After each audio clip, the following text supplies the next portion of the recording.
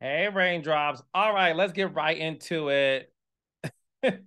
This episode of The Real Housewives of Atlanta. Okay. I really enjoyed the last. Let's talk about what y'all want me to talk about, okay?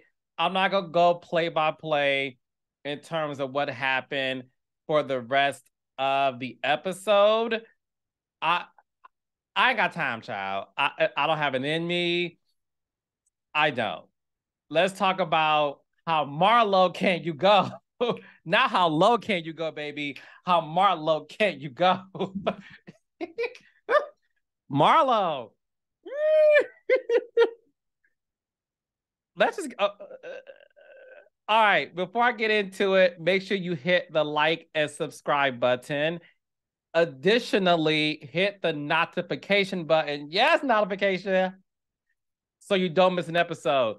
All right. So the episode started off with the Shady Bravo editors. Yes. Pretty much recapping to us what happened 2 seasons ago that they did not show us because let's just talk about it. Nothing is happening this season. And we just know that. Nothing's happening. The only fresh thing that was happening this season was Sheree dating Martell. It was something that we as reality lovers were into because there's nothing like a crossover. Okay. So to have a crossover was interesting with Martell and Sheree. So I think we were all like, okay, this feels like a brand new season, a brand new show. After that, you know things aren't the greatest when you have to bring us something that happened off camera 2 years ago. I'm sorry, I'm bad at math. 3 years ago. What Marlo and Kandi are arguing over, I'm just gonna say it, and I'm trying to be very sensitive when I say it.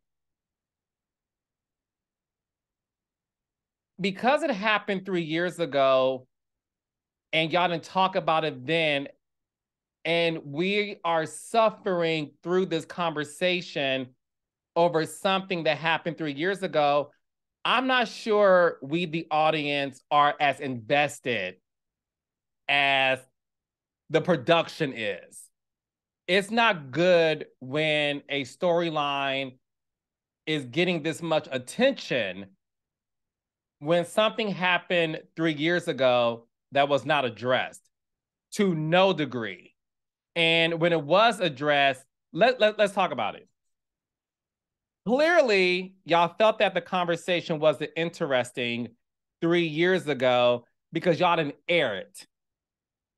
It's on the cutting room floor.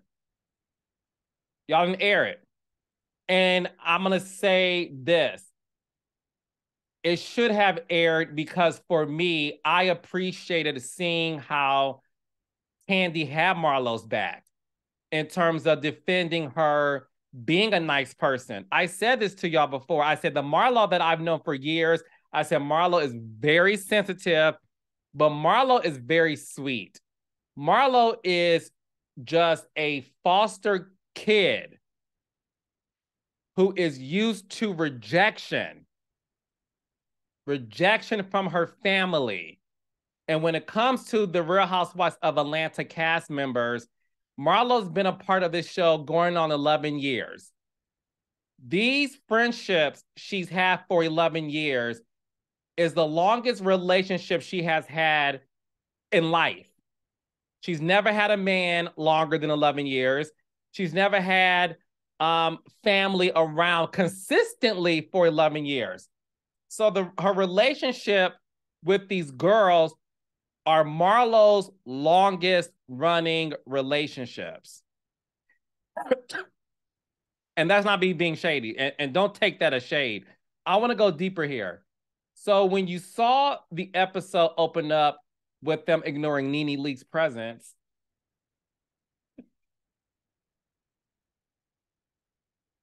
allegedly.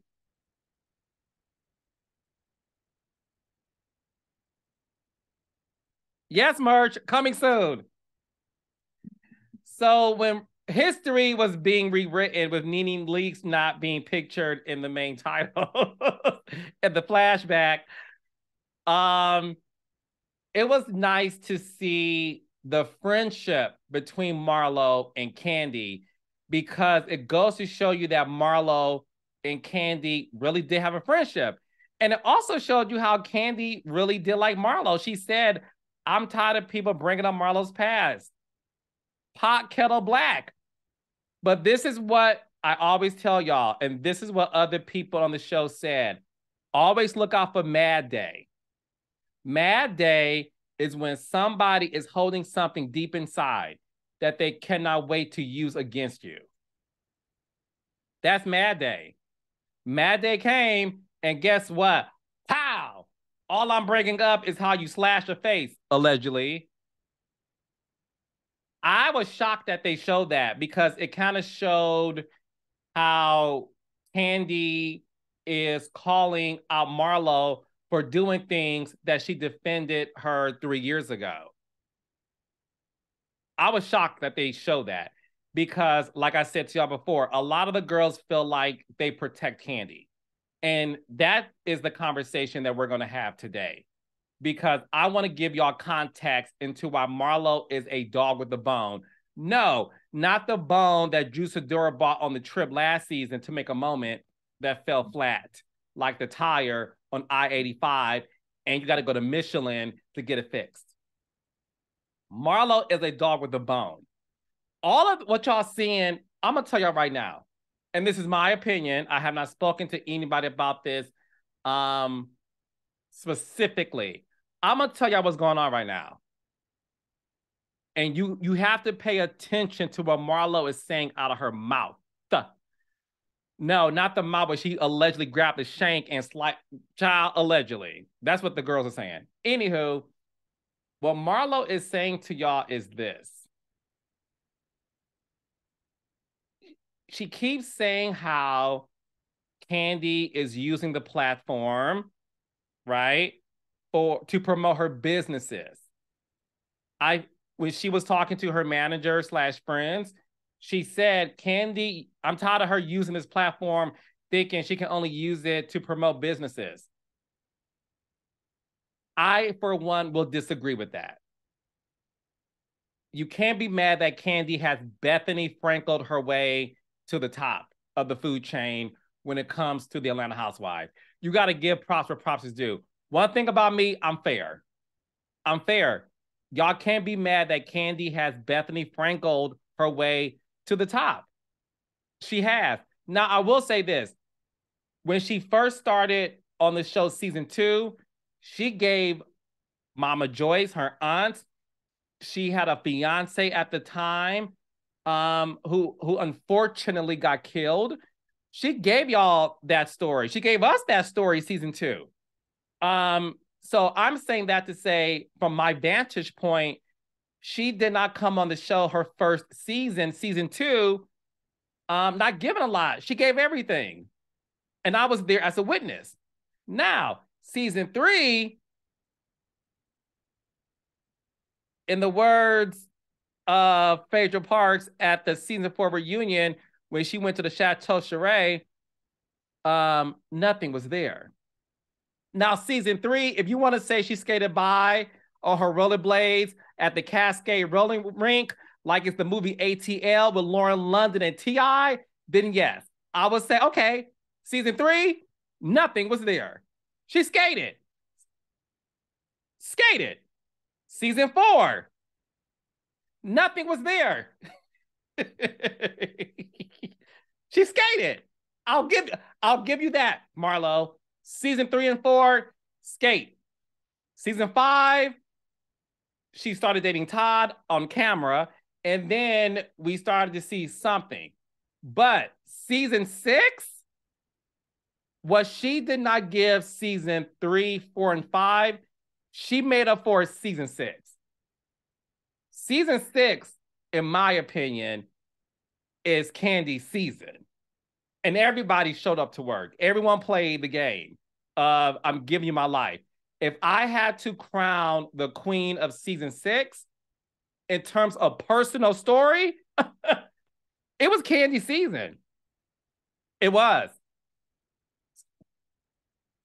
Kandi owned season 6.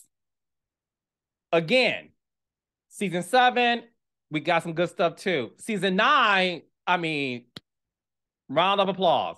So I don't agree that she only uses this platform to promote her businesses. I think she has figured out a way of keeping herself interesting enough to be involved and making sure that she allows the backdrop of her business to be at the forefront. Now, I would say for the past couple of seasons, if you want to say nothing was there, then okay, I would have to say I agree with you. But I feel like nothing is there with everyone. And that's no shade. Nothing's there. With all y'all, nothing's there. We want to see more personal story. That's what we're begging for and yearning for. Okay? So this beef between Marlo and Kandi has to do with two things. When they showed us that flashback, it indicated that Marlo and Kandi had a real friendship. Real friendship. And it was an emotional friendship. Marlo has abandonment issues. Marlo, again, is a foster child. Marlo is used to rejection as a kid, and she has never healed from that trauma. And that's what she is going through.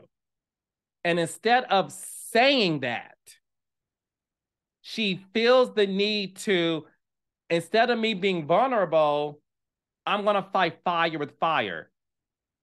The reason why it's hard for all of us to swallow, pause, the reason, I have brothers.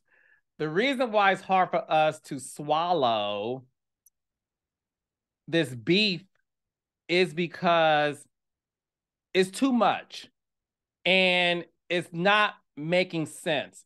And one thing I've always said is you can't tell anyone how to grieve. And Marlo's grief belongs to her.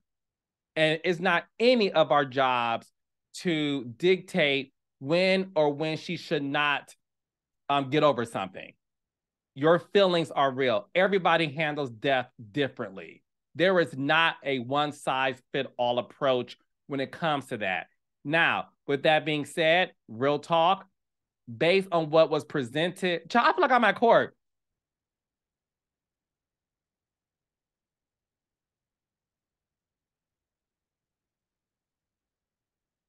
Now, look, based on what was presented tonight, I don't think Kandi did anything wrong. I don't. At the end of the day, and I'm just being real here, y'all know I'm fair. While I understand where Marlo is saying based on the grief of her nephew who worked there, what Kandi did in terms of her response to you, Marlo, I would have probably done the same thing. And hear me out here. The only way I would expect for Kandi to do more is if your nephew got shot at her establishment. Now, that is when, yes, more should have been done if that was the situation. It's sort of like you can't blame or look for the employer to do more for their employee if something unfortunate happened outside of work. And the other thing is this, Kandi is the face of OLG. She doesn't work there. She doesn't handle the day-to-day operations.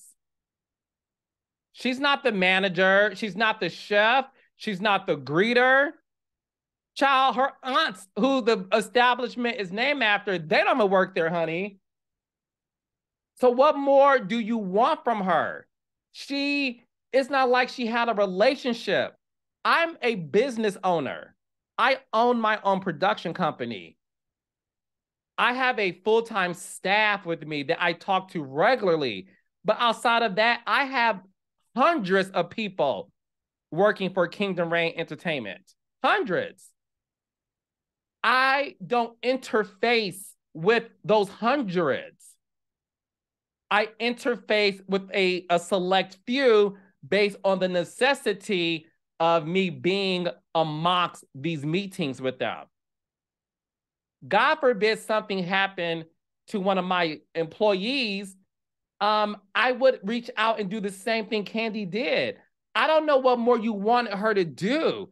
I could see if this person was the general manager that had weekly meetings with Kandi. Just because he was at a holiday party doesn't mean that she had that relationship with him. That's the reason why, and this is the other thing. We want this show to be fun and fun shade. And yes, dark moments happen, but for the most part, we want some fun shade. You know, we want Kenya Moore hair care, or we want some, you know, we don't mind when you nuck if you buck. I'm gonna stop talking to you right now before I'm blowing up on your ass. We like that. But when your A story has to do with murder, like, that's not something we want to watch that. Not for more than one episode. This is dark. I feel like I'm watching a true crime series on Oxygen. I don't tune into this show to have multiple scenes about something that is super dark and let me be very clear. What happened to Marlo's nephew is beyond sad. She has my complete condolences.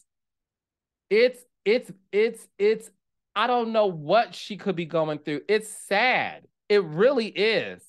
And I'm not downplaying that one bit. What I am talking about is the fact that we're talking about something that happened 3 years ago, and we've seen y'all be around each other for 3 years. And I'm going to say this, and when I say this, I don't mean to sound rude or crude or prude. I feel like y'all reaching for a storyline. I feel like y'all had a meeting and it was like, what drama do we have? Y'all can't get Martell for more than 2 episodes. And so what else do we have here? Courtney is a pork chop, so we can't get nothing from that. Mayetta ain't giving us nothing, so we ain't got nothing there based on drama. And I feel like this Kandi and Marlo thing is just weird. And I feel like because the girls want Kandi to be activated, and listen, we love an activated Kandi with red hair and all, but the activation has to have meaning to it. Are y'all following me? Let me know in the comments if y'all agree or disagree with me. I don't want to watch this. It's dark. The fact that we have to talk about murder for another episode, when I am dumbfounded by this. But I know what it is. And that's why I love Coming to Reality with the King, because I'm going to tell y'all the real. Based on my expertise as the king of reality television, I'm telling y'all they're grasping at straws because everybody wants to see Kandi activated, because some of the girls, allegedly, don't feel like Kandi deserves the big paycheck she's getting, and they want to see her activated. And to me, this is a ploy to get her activated. And I got to be honest, seeing her activated tonight, it was interesting. Listen, let me be real. It was interesting to watch, but the context just, We're talking about a nephew who's deceased. I don't want to see her activated defending herself over grief or what she should or should not have done. I liked it when she was activated when Phaedra came for her, honey. Yes. Or when Portia or when Nene came for that ass. I liked when she was activated season 6 when they was going to Savannah and Kandi was late and Nene left her own clubhouse, went home. Carlos had to call her to come back. She came back and she went on the bus and Kenya was trying to defend Nene and was like, guys, y'all gotta be on time. And Kandi said, ain't nobody talking to you, ain't nobody talking to you. And then Kandi got up and gave Kenya more good old tug lashing. Can you shut the fuck? We like that activation because it's funny and it means something. And it's something we can laugh at when we repeat it. When she and Phaedra had their beef, and when she told Portia, I'm gonna choke you if you keep talking about, like, we were into like the conversations. This to me seems like y'all just reaching. And I think Kandi being upset, again, my opinion, is because I think she knows it's a reach.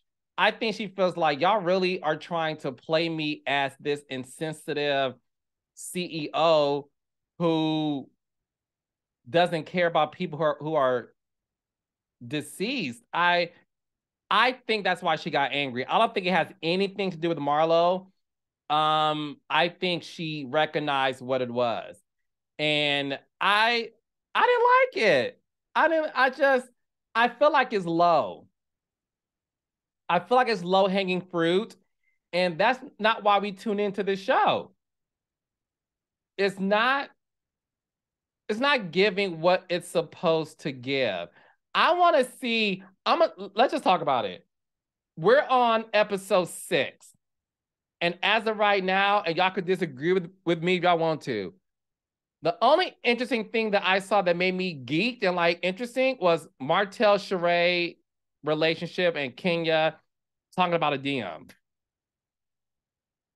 I haven't seen anything else that makes me gravitate towards like, ooh, I can't wait to see this next week. I'm really surprised that they're not planting seeds of what we know is going on between Drew and Ralph. Like, y'all know how we knew Vanderpump Rules, the scandal happened after they wrapped, but they started to re-edit footage and sort of gave you moments to pay attention to what's to come. I would have enjoyed them opening up these episodes, these earlier ones, and re-editing stuff to give us a glimpse of what's going on between Drew and Ralph. I want some mother personal story. This Kandi Marlo thing, y'all could have kept that in the broom closet, child. It's not. I just think it's low. I think it's low hanging fruit. I want to see what's going on with Drew and Ralph. I want to know what is happening here. I would have spent additional money the way they did it for Vanderpump Rules and giving us some extra footage and added it in earlier. Something. I just don't know what else is going to keep us feeling like, ooh, I can't wait to watch that. And y'all could be in the comments, but Carl, we felt that way about one of your other shows. That's fine. That's fine. But one thing I did, boo, I flew down and had a meeting with my cast. Thank you. It's just not hitting the way I expected it to. And I feel like let me tell y'all something. The way you get anyone activated, they have to care about it. And this just isn't it's not working. And the preview to next week's episode, they're arguing about something. To me, that's stupid. Where? What?